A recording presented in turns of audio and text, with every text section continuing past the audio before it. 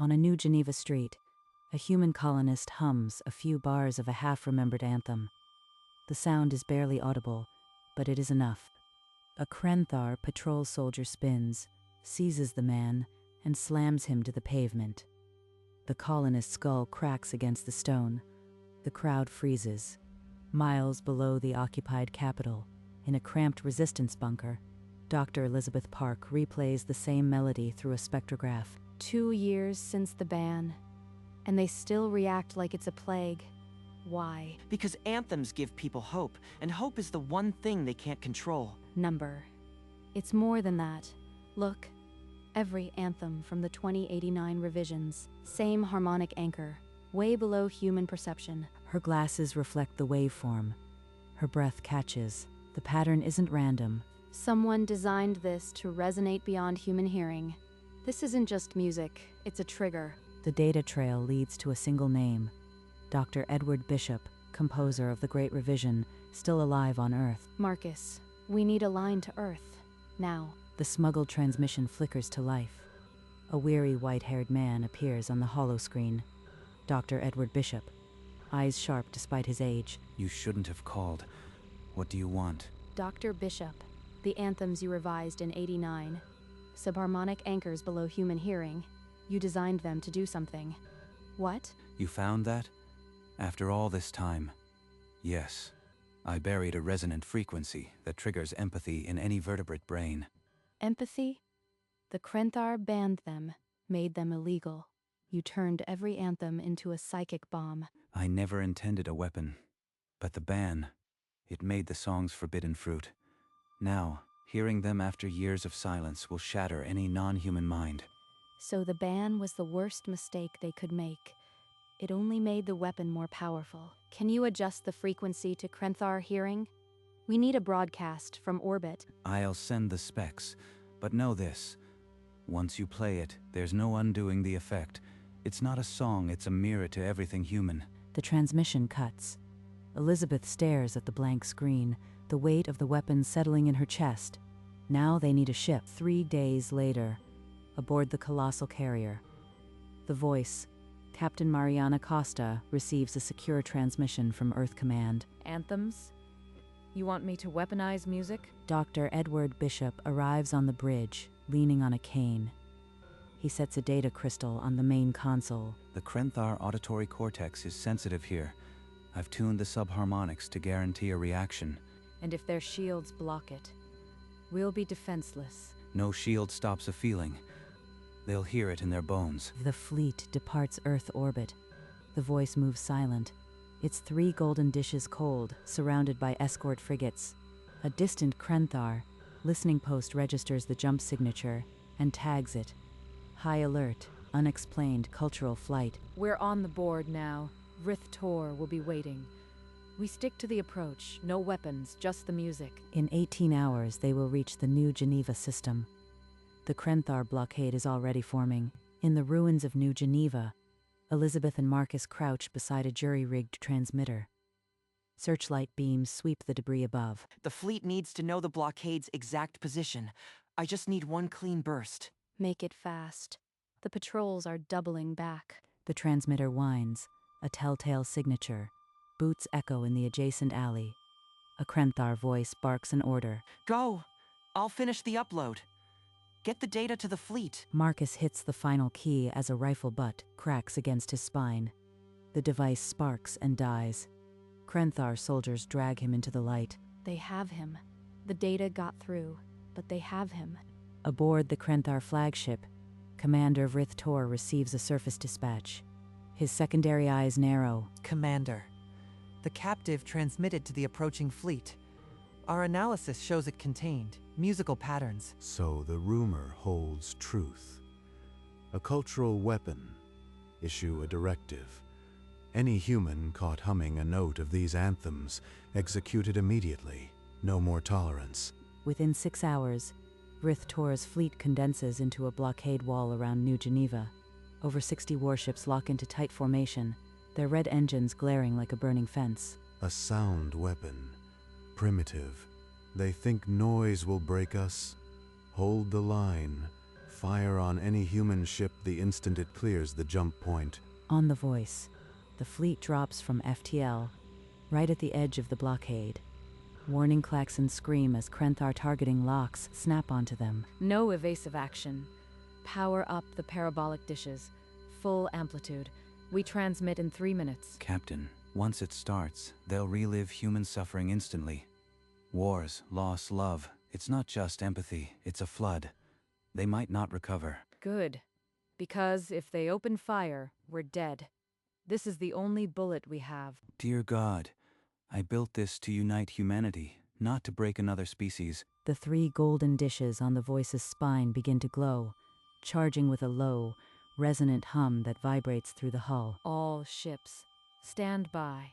On my mark, we give them back their ban. 1 minute to broadcast. The Krenthar gunners wait for the order to annihilate. Neither side knows what happens next. Hidden in a collapsed subway tunnel, Elizabeth picks up a burst from a hacked Krenthar channel. Marcus's voice, raw with pain, echoes in her earpiece. They're breaking him. If the fleet doesn't act now, he'll die for nothing. Voice. This is Park. Vrith Tor has Marcus. They're torturing him for the Anthem data. You have to broadcast now. On the voice, Mariana's face hardens as the message crackles through. She turns to the comm officer. Begin the broadcast sequence. Now. We can't wait another second. But as the dishes begin their pulse, every console flashes red. Krenthar jamming floods the spectrum, a wall of static. The golden rings sputter and dim. Jamming active. They can't transmit. Boost the carrier wave to 200%. Overload their filters. It'll burn out our modulators, but it'll punch through. Power reroutes. The dishes ignite with a blinding amber surge, shattering the jamming field like glass. Signal locked. 10 seconds to full amplitude. Hold on, Marcus. We're coming. 9 seconds. The voice's dishes burn white hot, ready to pour everything human into the void. Across the blockade, Krenthar gun batteries whine at full charge. A holographic window erupts on the voice's bridge. Commander Vrith Tor's reptilian face fills the screen, 4 eyes burning with authority. Human Captain, this is your only warning. Power down your transmission, or be annihilated. You have 5 seconds to comply. We carry only music, Commander, but you made it forbidden. So now you'll hear it. Music? You die for noises? Not just noises. Everything we are. On his flagship, Vrith Tor hesitates, a flicker of something unreadable in his primary eyes. He slams his claw onto the armrest. Weapons primed, but hold fire. I want to see this music before I vaporize it. 2 seconds. The golden rings on the voice's dishes lock into a single, perfect note. The hull vibrates with it. Now. At Mariana's command, the parabolic dishes pulse a single massive wave of subharmonic energy. Krenthar sensor arrays scream warnings across the fleet. Commander, the frequency. It's a targeted neural carrier. This is a psychic weapon. All batteries, open fire. Destroy that ship now. 60 Krenthar cruisers unload a synchronized barrage. Plasma bolts streak toward the voice like a burning wall. The escort frigates intercept, with overlapping energy shields, absorbing the brunt of the volley. The voice shudders but holds. Full power to forward shields. Keep us alive for 10 more seconds. The human ships slide into a protective ring, sacrificing themselves for the carrier. 2 frigates buckle under secondary fire. The dish modulators are overheating. If we push them one more cycle, they'll fail. Push them. We won't get another chance. 1 final surge. The golden rings expand into a blinding corona. Nothing can stop the wave now. The sonic corona washes over the Krenthar fleet. Inside every ship, the initial burst is a discordant roar, then a deep, resonant harmonic. It's just noise. Jam it full spectrum. Override the channels. Commander, jamming is ineffective. The carrier frequency bypasses all our filters. Around the fleet, Krenthar officers claw at their helmets. The sound is no longer heard. It's felt. My skull. It's resonating. What have they done? A young gunner drops to his knees, shivering. Across the flagship, a technician's hands tremble uncontrollably. Commander, I see images. A world burning, so much loss. Vrith Tor grips his throne, scales prickling. The music is no longer sound. It's a torrent of alien emotion, flooding his senses. The broadcast relentlessly continues, 14 anthems, layered into a single unendurable ache. It's working. They're not firing. The whole fleet is paralyzed. Then the full empathic resonance detonates. Across the fleet, Krenthar scream visions of human agony. Wars, lost children, broken homes. A child. Burning. I can feel the heat. Make it stop. Make it stop. Weapons officers slump, guns unfired. A navigator buries her face, wailing. All discipline shatters. My crew, they are drowning in human sorrow. I must hold. Vrith Tor trembles, muscles knotting against the flood. A low, involuntary moan escapes him. Fight it. It's a human trick. Scour the bridges. No one responds. The bridge is a tableau of weeping reptiles, consoles dark, fire control abandoned. This is worse than I imagined. They're not soldiers anymore. They're wounded souls. 30 minutes into the broadcast. Not a single Krenthar weapon has fired. The fleet simply weeps, adrift. I cannot cease. I will not surrender. But I cannot fight tears. The 40-minute mark approaches. On the flagship, Lieutenant Kex staggers toward Vrith Tor, his uniform soaked with tears. Commander, please. The crew can't endure this. Every second brings new horrors. We must surrender. Surrender to music? I would rather die than hand the Empire to a melody. From the voice, Mariana watches the Krenthar fleet through a magnified viewport. Ships drift, some completely dark, others flashing emergency lights. They're broken. Not a single ship is fighting back. This isn't war, it's a mercy we're forcing on them. On the flagship, Kex drops to his knees before the entire bridge. One by one, every officer follows, heads bowed and weeping. Then kill us yourself, Commander. It would be kinder than this endless sorrow. We cannot fight it. Vrith Tor's eyes sweep the bridge. Not one officer meets his gaze. They are shattered. His command has evaporated. I have lost them. My crew, my fleet, my honor, all swallowed by a song. We are already defeated. He slumps in his throne, the tears now falling freely. The broadcast shows no sign of stopping. In a rubble-choked basement on New Geneva, Elizabeth huddles over a cracked tablet, tapping into the fleet's feed. They're adrift. No engines, no weapons. The anthem is flooding them. It's actually working. She patches into the resistance network, her voice shaking. The signal is weak, but it carries. Everyone, listen. The fleet is paralyzed. Hold on just a little longer. Help is here. Aboard the voice, Mariana receives a tactical update.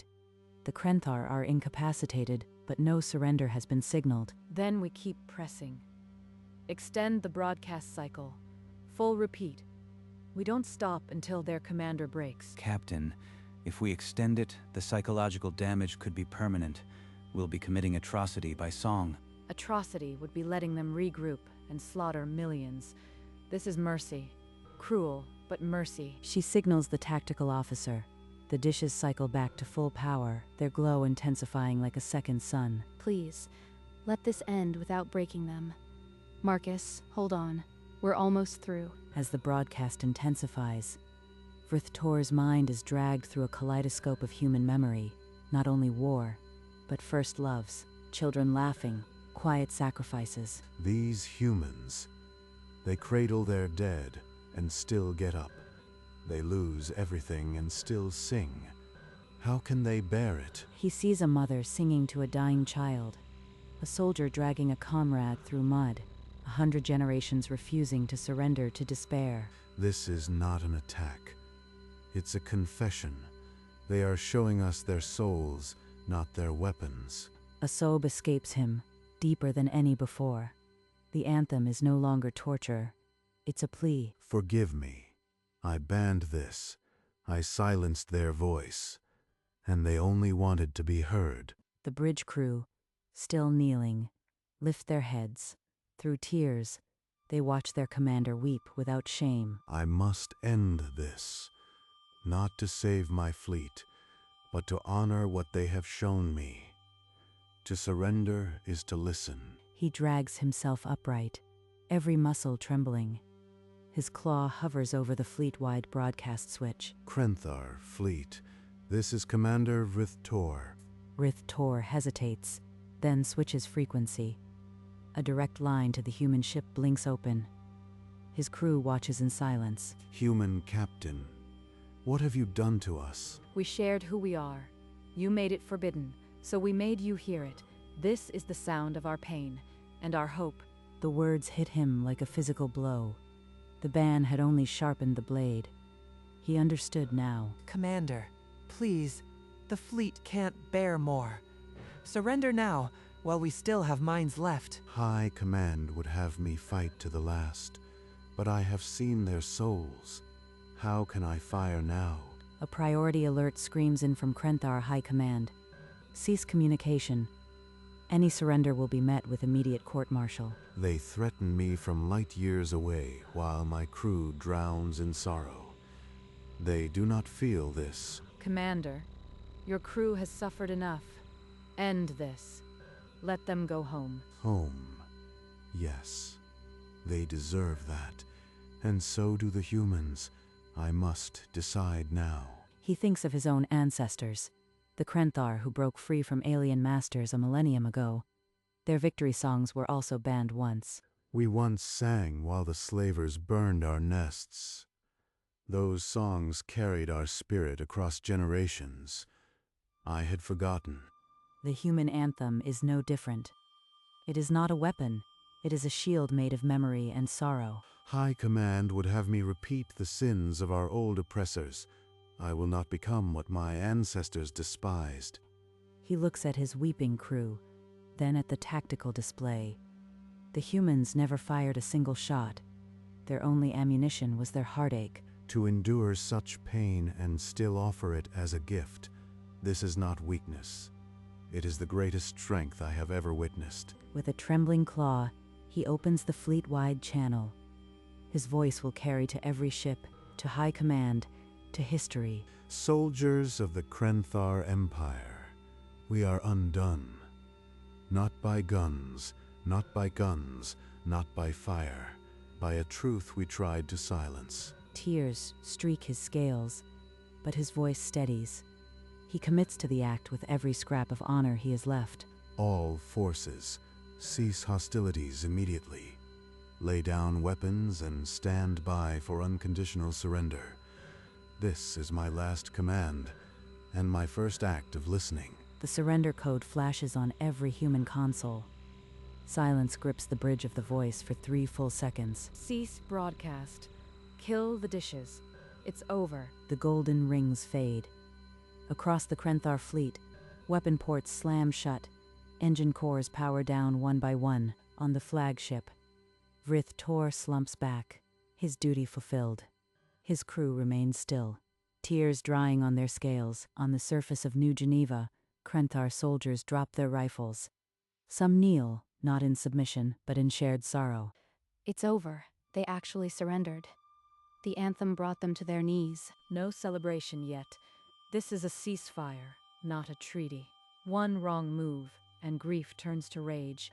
All ships maintain defensive posture. No one fires unless fired upon. We wait for formal terms. Human civilians emerge from hiding, staring at weeping aliens who once beat them. The silence is heavier than any gunfire. The war, for now, is suspended by a song. But peace is a negotiation yet to come. Elizabeth walks through the quiet streets, past Krenthar soldiers who avoid her eyes. Where is Marcus Chen?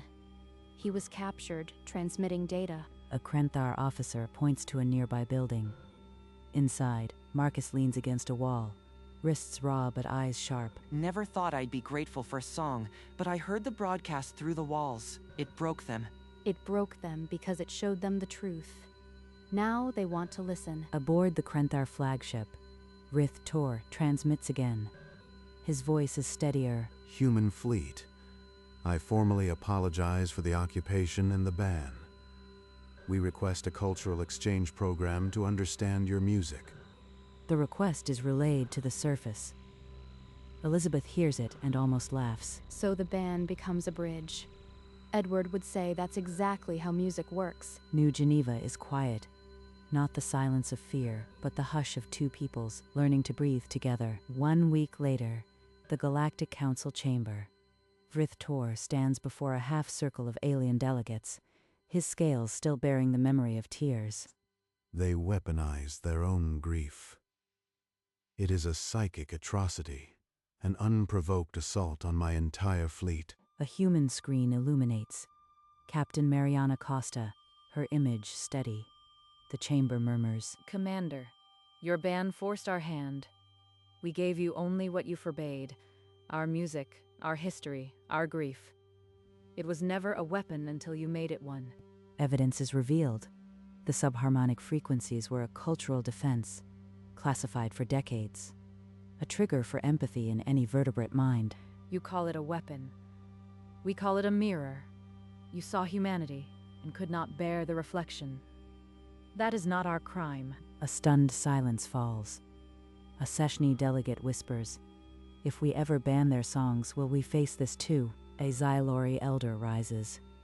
"This is not warfare. It is the most honest diplomacy I have witnessed." The council declines to sanction humanity.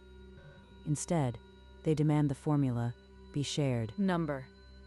This is humanity's cultural, intellectual property. We will not share the formula. The chamber erupts in murmurs, but no species moves to challenge Earth.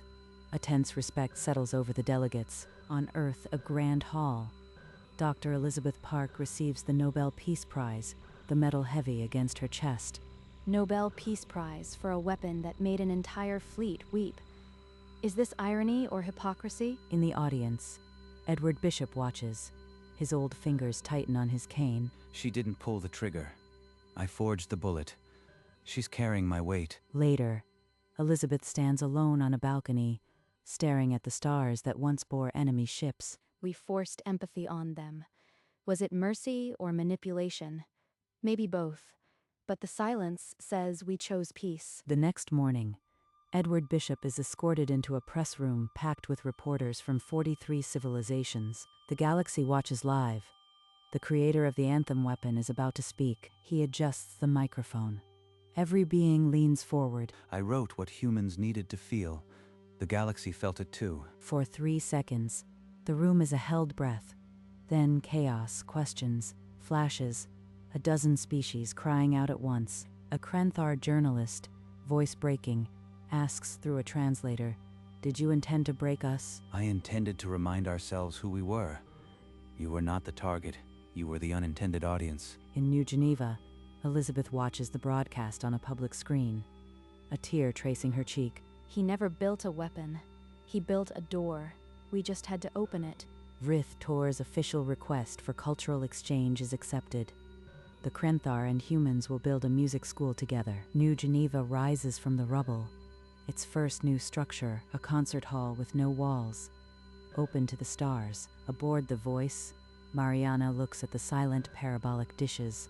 Her war is over. The anthem weapon is silent now, but the bridge it built will sing forever. In her quiet apartment, Elizabeth sets the Nobel medal on a dusty shelf. She stares at it, unreadable. They gave me a peace prize for a weapon, but it was never a weapon. It was a mirror. In his study on Earth, Edward Bishop sits alone. A scratchy recording of the anthem broadcast plays from an old speaker. I only wrote what we needed to hear. The rest was just listening. In the rebuilt New Geneva, a classroom. Human and Krenthar children sit on the floor, a teacher playing a wooden flute. A young Krenthar girl, her scales still soft, begins to hum along. The melody is simple, ancient, human. From outside the window, Elizabeth watches. The tension in her shoulders finally eases. This is what he meant. Not a weapon, a door, and we opened it. The concert hall stands open under the stars, its walls unfinished, but its purpose clear. Far above, the Voice drifts in silence. The dishes are dark, But the stars remember the song. The old carrier drifts without a crew, cold and silent. Yet if you listen with the right instruments, a residual hum still vibrates in the hull plates. It is not a weapon anymore. It is a monument to the day music ended a war. The 14 anthems that poured from its dishes still echo faintly in the void, a golden thread woven through the stars. The galaxy will argue for decades whether it was an atrocity or an act of absolute honesty, but the Krenthar no longer ban our songs. They teach them the anthem was never meant to be a weapon. It was meant to be heard, and it was heard across light years, by beings who finally listened. In a galaxy that often speaks with fire, humanity answered with a song, and the silence that followed was not an end. It was the first rest in a new symphony. For every species that bans a song now looks up and wonders, if they ever try to silence us again, will we sing?